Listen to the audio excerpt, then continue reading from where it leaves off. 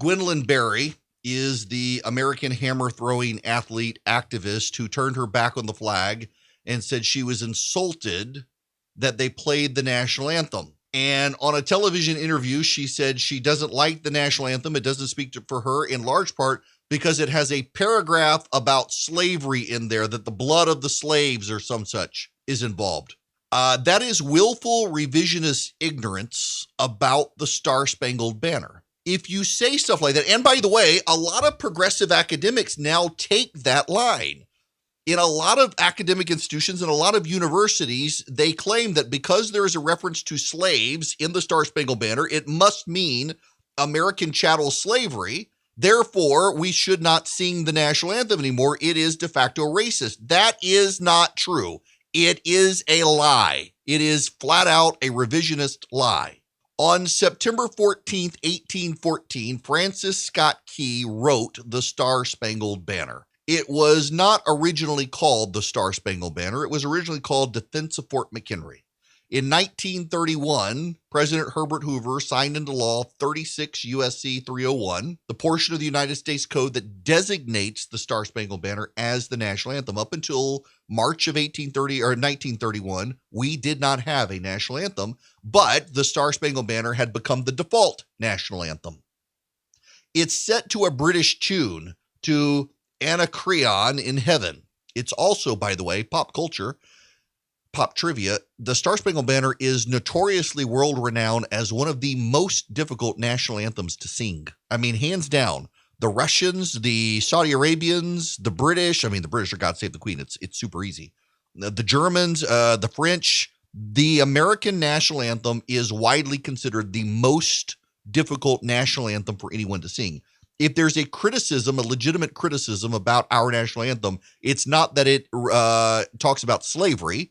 It's that it's really hard for the average person to sing. Now, here's the backdrop of the song. The American nation was in the War of 1812 against Great Britain. There were American prisoners on a ship, and Francis Scott Key had been sent to negotiate a prisoner release and boarded the British flagship, the HMS Tonnant. In the course of negotiations over dinner with Vice Admiral Alexander Cochrane and the captain of that British ship, the HMS Tonnant, began to plot the Battle of Baltimore.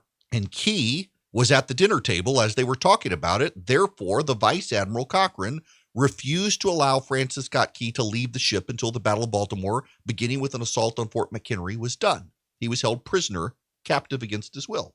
They moved him to the HMS Surprise, which was in Baltimore Harbor, out of the line of fire to keep him safe, but they would not allow him to leave the ship until September 14th, 1814, the day they planned to have concluded the assault on Baltimore. Through the night of September 13th, the British rained hell down on Fort McHenry, and Fort McHenry unleashed hell back at the British. And there was a small battlement flag flying over Fort McHenry through the night that Francis Scott Key could see. But as the morning, as it got dark, darkest before the dawn, it became very hard to see that flag. There was a lot of smoke in the air, clouding out the light. And as the sun began to rise, Francis Scott Key was very worried the British had just beaten the Americans and potentially turning the tide of the War of 1812. And on the deck of the HMS Surprise, Francis Scott Key looked out the harbor towards Fort McHenry and saw rising into the air a ginormous, massive 15-star, 15-stripe American flag, the Star-Spangled Banner. That flag is preserved in the American History Museum in Washington, D.C. If you go into the Museum of American History, run by the Smithsonian, you will see the actual flag that flew over Fort McHenry that inspired the Star-Spangled Banner, which Francis Scott Key, an amateur poet, wrote on September 14th at the conclusion of the battle. It was originally called the Defense of Fort McHenry. It was later called the Star-Spangled Banner. It became immensely popular, particularly during the Civil War. The Union side began to play it and added a verse. And then it began to be played regularly in Independence Day celebrations across the country. In 1899, the U.S. Navy adopted it as a regular part of its routine. President Woodrow Wilson in 1916, during World War I, ordered it played by the military regularly. In 1930, the Veterans of Foreign War issued a petition to recognize it as the national anthem. They submitted it to Congress. A member of Congress from Maryland, from Baltimore, had introduced a resolution to make it the national anthem 5 times. His 6th submission went through Congress, and on March 4th, 1931, Herbert Hoover signed it into law. In 1956, Congress embraced the 4th original verse of Francis Scott Key's poem and adopted "In God We Trust" as our national motto. Now, the revisionists claim it's racist because of this line. The 3rd verse includes the line, "No refuge could save the hireling and slave from the terror of flight or the gloom of the grave, and the Star-Spangled Banner in triumph doth wave over the land of the free and the home of the brave." That's the line Gwen, the athlete, is upset about. It's the line Hannah Nicole Jones is upset about. It's the line that progressives hate. They claim it's about American chattel slavery. It is revisionist ignorance to say that. The poem is about the Battle of Baltimore and the battle at Fort McHenry. He's not alluding to American chattel slavery at all. At the time, the American Navy and military were volunteer forces. The founding fathers in this country abhorred the idea of a standing military. They genuinely despised the idea of a standing military. And so all of the American forces, Army and Navy and Marine, were volunteer. Meanwhile, the British were the best trained fighting force on planet Earth. They had an entire empire, and their Navy, by 1814, was the best on planet Earth.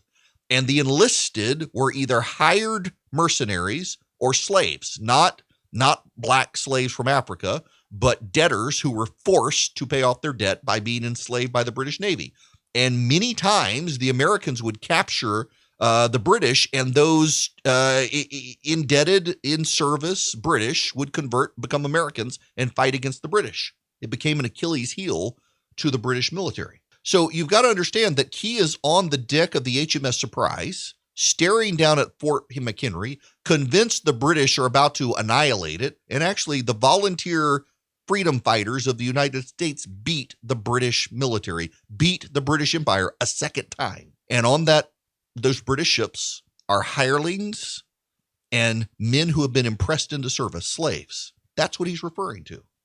And where is that band who so vauntily swore that the havoc of war and the battle's confusion, a home and a country should leave us no more? Their blood is washed out, their foul footsteps pollution. No refuge could save the hireling and slave from the terror of flight or the gloom of the grave.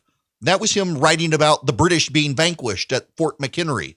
It was all about the British. That entire verse is about beating the British. Their hirelings and slaves on their ships had nothing to do with American chattel slavery. How obsessed with yourself do you have to be to revise American history? And again, this is a widespread belief now among progressives, and it is simply factually not true at all. It's anti-American revisionism. It disrespects the Star-Spangled Banner to make a progressive point that is not true. And then there is that fourth verse of the original Star-Spangled Banner that Francis Scott Key wrote standing on the deck of the HMS Surprise, staring at the Star-Spangled Banner flying over Fort McHenry at Baltimore, that in 1956, Congress embraced the second portion of the Star-Spangled Banner and got us our national motto, now on all of our currency.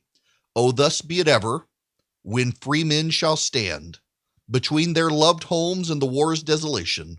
Blessed with victory and peace, may the heaven-rescued land praise the power that hath made and preserved us a nation. Then conquer we must, when our cause it is just. And this be our motto, in God is our trust.